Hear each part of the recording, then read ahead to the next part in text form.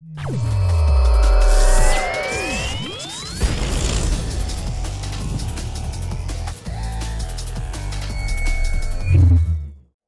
guys, and welcome to a new video. Today, update number 3, I think, on the accuracy stacking Tornado Shot Juggernaut. I'm still in love with this build, and small disclaimer at the start, this video will not contain any gameplay footage. I want to make this clear in the start, because people are always like complaining when I do not show gameplay footage, which is completely understandable, right? But the thing is, I'm in the middle of reworking my character. I do still miss my crafts with the minus mana cost, so at the moment I cannot even shoot an arrow. And if I disable my auras, I can like shoot one arrow every 2 seconds or so.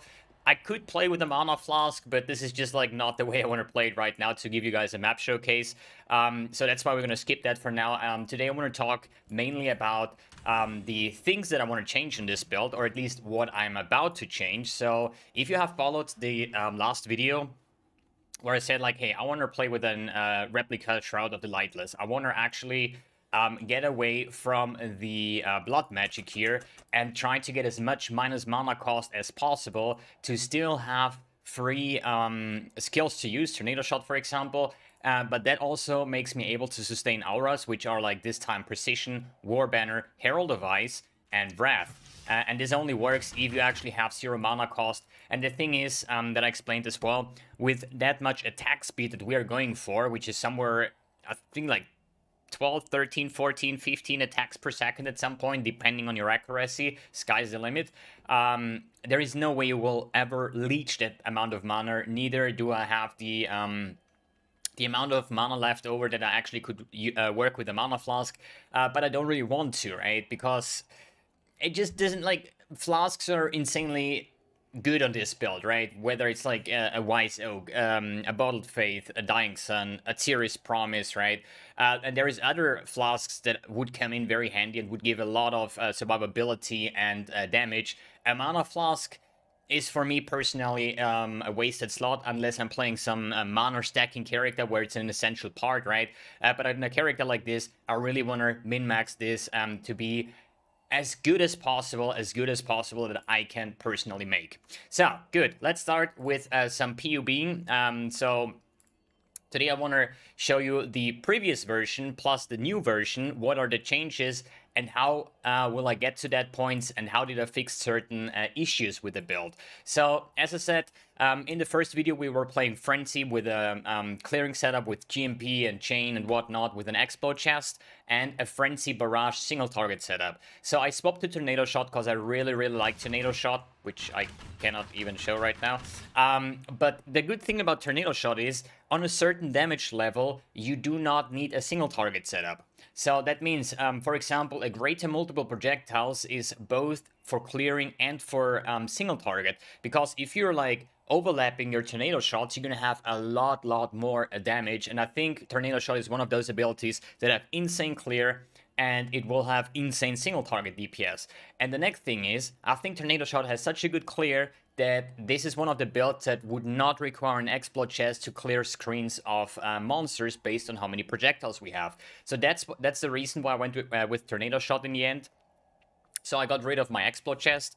And the next thing is, my Explode chest was merged with one additional curse, and my old ring did had conductivity on hit, and that's why I replaced that as well. So let me quickly check. There is like so many different versions. I think I deleted like 5 versions, and now we are like down to like 7. So version 1 was the 90 million DPS. This is, by the way, these PUBs are 100% perfect, okay? The reason why I do that is simply I want to see what is the maximum that I could get out of a character, and then it's about working towards your PUB. That means you're gonna farm currency and you try to make every single item as good as possible as in the PUB. And this is just like, I know that my PUBs will probably cost me like 2000x, 3000x. I have no idea, but I don't really care. Do I have the currency? No, I don't. But the thing is, this is something that keeps me motivated to grind and farm. It's never for me the interest point of saying, How much is the build? Oh, it's 100x. How much x do I have? 50? Okay, I'm not gonna play this build. I never care about currency. Neither do I care how much will this build cost me in the end, or what is my starting point. I know that I can cut builds on a very strict budget, so I could run an Ekres stacker on 10x budget as well, but I could also run it with like 5000x. Like, as I said, sky's the limit. I repeat myself, I know. But I'm just saying, stat stacking builds, first of all, are not budget, and second, they don't have, like, they have unlimited scaling, so they're gonna be, like, bad in the start, okay-ish in the middle part, and way stronger than anything else in the top and min-maxing part. So that's why those damage numbers appear here, like 90 million DPS, like, obviously, not gonna happen at soon at any point, right? Here we have like one with 330 million DPS. Here we have one with 450 million DPS. But the thing is, we can just take this one. I think, wait a second. I think that was the one still with Blood Magic. Yeah, so this is the thing that I want to show now. What are the changes and why are those changes? So this is my new PUB and this is the old PUB. So the thing is, what I encountered when I was playing the build in this version, using the Blood Magic, the Mortal Conviction to boost my precision with Supreme Ego, I felt really squishy. So, as long as I can hit something, right, we have life gain on hit. I think this is the right choice to go with a character like this with that amount of attack speed. I think life gain on hit will be so much stronger than any kind of leech or whatever sustain method you're gonna choose. Because with the amount of attack speed, with the amount of projectiles, and the amount of life gained per hit, which like Tornado Shot is one projectile and then it splits up in multiple projectiles, and if multiple projectiles hit the enemy, we're gonna profit on the life gain on hit. So I think as long as I'm not one shot, I think I can face tank everything, because as soon as I get a big hit, I will be full life in like less than 1 second, just because of the amount of life gain on hit that I have. Good. So in this version, I kind of have the problem that the Oscarm gloves give you minus chaos res. And on a certain part, I think it was like exactly like this, I was res cap, but I had minus 79 chaos resistance, which means that any kind of thing like Saurus, I just have to move near to the storm and I'm instantly dead. All these degens, desecrated ground, poisons, they're gonna do so much damage. For example, the ritual, where the chaos orb is like flying around and shooting these missiles, right? They almost one-shot me with that amount of chaos resistance. So I know I need to fix my chaos resistance. How am I going to do that? So since I'm using the Replica Shroud and we have like shit tons of Abyss Jewels, I think it's like 10 or 12 in total, depending on how many jewel slots you're gonna get in your tree with the gear. I need all resistance on all of those, okay? The reason for, like, the thing is, how are we gonna start this? Okay, let's just start with the basics here. I need all resistance on all of those just to get me res cap, so I can actually use my rings and my boots and my amulet to gain chaos resistance. And this is the way I'm going to fix that. So, all resistance on jewels is always bad. You know, because you're always gonna miss out on so much damage. Like, imagine you have 10 jewels and all of them would have a Global Critical Strike multiplier. I would have like so much more DPS. But the thing though is, with that amount of uniques that we use, like Oscarm, we have the Obscurantis, we have a Darkness Enthroned, we have a Replica Shroud. None of those have any kind of resistance on it, right? So we are actually gonna be forced to use we need to get our resistance somewhere else. In the other version where I said like, yo, I have a resistance on my boots and my quiver and stuff like that, yeah, it might get me res cap, but I run into the problem that I have negative 79 chaos res, so I need to fix it for some at some point, right? And that's why I decided to go with all res on all my jewels to and that is the good thing, that it makes me not reliable on any kind of sources. So I know, okay, I'm res capped now, right? I can like unequip my ring, my quiver, like whatever. I'm still gonna be res capped, and I'm like, I can literally like work on my items while I still have, while I'm still wearing them, because I'm always gonna be res capped, at least, right? And this is the next super important thing that I kind of did wrong on the first edition, but I corrected it in the second. And this is the word that I always miss out. Freak. I actually... not situational. When something is appearing at a certain point, conditional. You know, conditional. I'm gonna write this down on the other screen, so I have to look at this word all the time. What is conditional? And as you remember, I said I want to use a shit ton of jewels that will have the following stats, if I find one somewhere.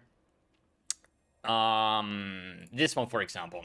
It has a fractured accuracy and accuracy rating if you have killed recently. And this is conditional. And I had to just look over. So, accuracy if you have killed recently is conditional. That means that only is a thing as long as I haven't killed something. So it will be insanely good for Saurus, for example, because there are no bosses, right? On Maven, sometimes, you know, when there's no ad spawning and stuff like that, but this is a bossing thing. As soon as I'm mapping, this is a 100% dead stat, okay? So if you're gonna check in my perfect POB here at some point, what does that mean? So configuration, have you killed recently?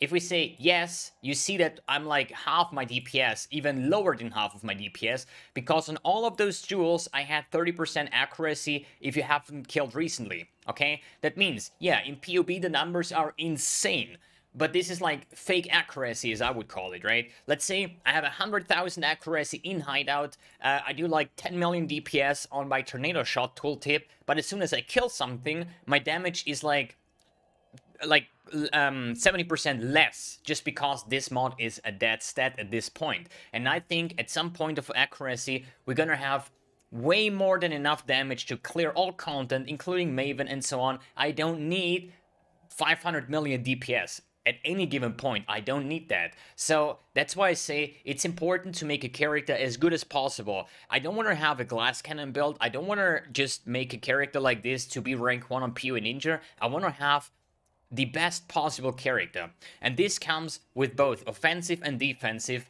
and non-conditional stuff. You know, for example, the boots as well. The 10% pen is only active once I haven't killed something. Clear, D&D. And that's why I want to completely go away from that. That also means that my highest possible accuracy rating will not be 100,000, but it will be 50,000, you know? But the 50,000 will be real accuracy. I will have them at any given point, and I think this is the right way to build a character like that. Good. So, as I said, I want to go away from that. That means I'm going to have a lot less DPS in the end, but the build will going to be a lot more tanky. And this is the new version of the build, where I said, like, I want to get my resistance through all resistance jewels, okay? So the perfect jewel, and I have like a shit ton of those already, but they all need to be crafted. I spent like 3,000 or 4,000 chaos just to get like all resistance on all 8 of those, right? It's ridiculous at this part, and this is just the start. So the perfect jewel for me would be life. Then we would have lightning damage to bow attacks as our prefixes. Our suffixes will be all resistance and accuracy. That will be, for me, the perfect jewel. But they're not hard to craft, but insanely time-consuming with harvest and expensive. So why is that? A life mod is not the problem. It has a life tag, right? The bow thing has an attack and also has lightning. The all resistance doesn't have any tag, so that's why I had to start chaos spamming those, because I cannot force this with harvest. And accuracy is an attack mod. So, and you have the problem that you have 2 attack modifiers, while this is lightning. So you would actually assume that you say, like, you know what, I'm just gonna go for remove add lightning over here, remove add attack over here to fix that, right? But it is true, but how are you gonna start this? So as I said, let's just take any kind of random jewel over here. Let's take this one. What do we have here? Fist damage, life, all rest, cold damage to wand attacks.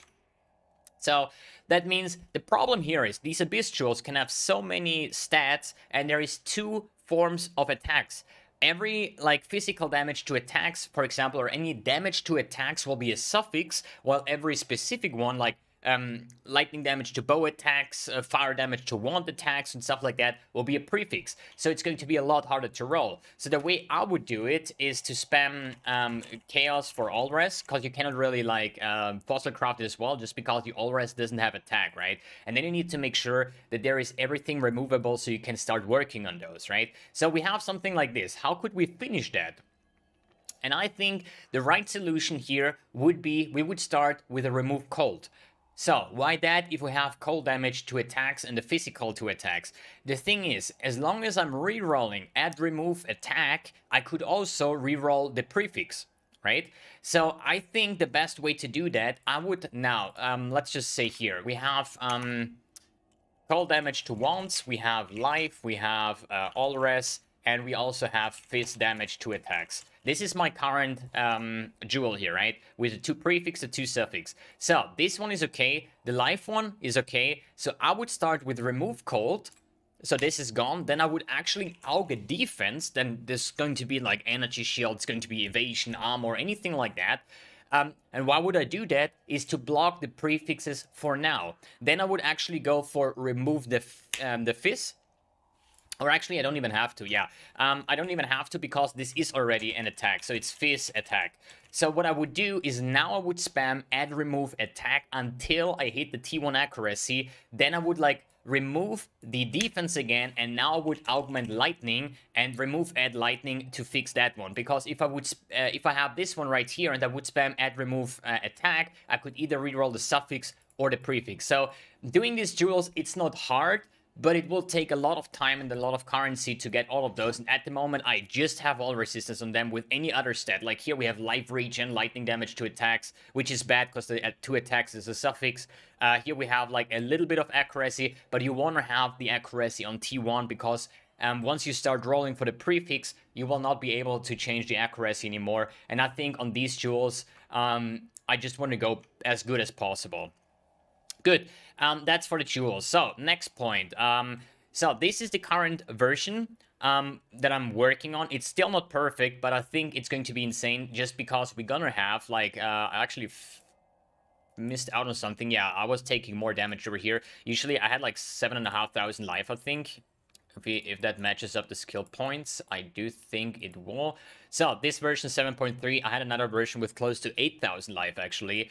And seeing the damage, this is per projectile. This is going to be plenty of, like, probably with this DPS, I might even be able to kill Cyrus Awakener 9 within like 2 seconds in his last phase. So just so you have an idea on how much damage this actually means, if you have a tornado shot built with like 6 or 7 additional projectiles, it's going to be insane.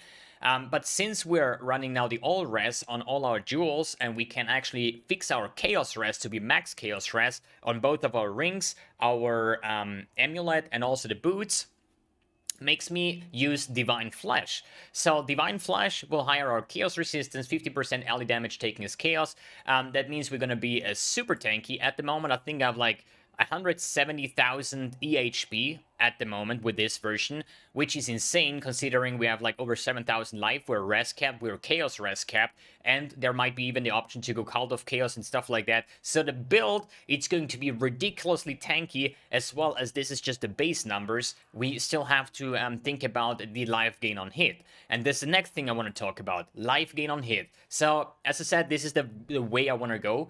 And if you remember my old rings, they had the Hunter influence for life gained on hit by each enemy, for each enemy you hit, right? Which I think is not necessary. So I was checking PoE trait. I think item level 82 is the minimum you want to have for T1 ally damage with attacks, unless it's the amulet, it needs to be 86. So I checked for items that have life gain on hit for each enemy attack as the implicit. And the perfect ring for me would actually be... you have T1 like life, then ally damage with attacks, crafted minus mana cost, as I say again, with the tornado shot mana cost, and then I have accuracy, percent accuracy, and chaos res. This would be the perfect ring for me, and I think all sources will be the same, and the amulet will also be the same, just it doesn't have percent accuracy, but here we're gonna go for multiplier. And this is the state that I want to work on. I crafted these with serrated fossils, I think it was, more attack modifiers, yeah. So I was spamming single serrated fossils until I hit both T1 accuracy and T1% accuracy, and then I filled up my prefixes and augmented chaos, remove at chaos for the chaos resistance. Now it's about augment life, augment attack, and then actually suffixes cannot be changed, and remove add attack until we hit the T1 ally damage with attack, and then finish it off with a minus 10 mana cost with the Fertile Catalyst at the end. And this is going to be my 3 items over here. And if you're wondering, dude, these rings are insane, the implicits. That is true, but they were like super cheap. Nobody's playing those things. So this item was the only item level 86 or higher like Amulet with the life gain on hit T1 roll on the implicit, and this thing cost me 10 chaos. This ring with global accuracy was, I think, like 30 chaos, and I think with the minus mana cost it was 1 exalt, I think. But they are super rare. I have them on live search all day long. I haven't seen any better rings than those popping up yet. There is in fact not even one with item level 86 higher with that implicit, but it's going to be 36, 46, 54 life gain on hit with those 3 items, which is going to be crazy at some point. But yeah, that's going to be, I lost track now. Yeah, we're gonna be like super tanky, I guess, and super big damage. Good, anything else that I want to talk about at the moment? The quiver I have started to prepare. I was essence spamming for T1 ally damage with attacks. I double influenced, like a double augment influence, and I hit the prefix Fizz is cold, useless, effective non-damaging ailments, useless. So the next point here would be suffix cannot be changed, remove that influence until I hit the +1 arrow, then prefixes cannot be changed, remove that influence until I hit the % accuracy, and then to finish it off, augment life and multiplier, I think, augment crit or something like that. So this is the current project. I prepared the basis and now I'm working towards the final thing. And as I say again, with all the all-res jewels, I can just not use any of those items and I'll still be res kept. So yeah, this quiver is shit at the moment, but it's the right base, so we're gonna work towards it. Same as on the rings, same as on the amulet, same as on the other stuff. Good. Is there anything else that I need to talk about right now? As I said, I was talking about the conditional accuracy. The conditional accuracy, by the way, if you're playing Siege Ballista, is a perfect stat, because you're never killing. You're going to have the 30% accuracy if you have killed recently, if you haven't killed recently, permanently active. So that's the right way to go, but for an attack-based build, I would say it's not. Maybe a small reminder here why I use Herald of Thunder over Herald of Ice. We're a crit build. Crit builds inflict ailments on crit, so we're gonna freeze enemies, we're gonna shatter them.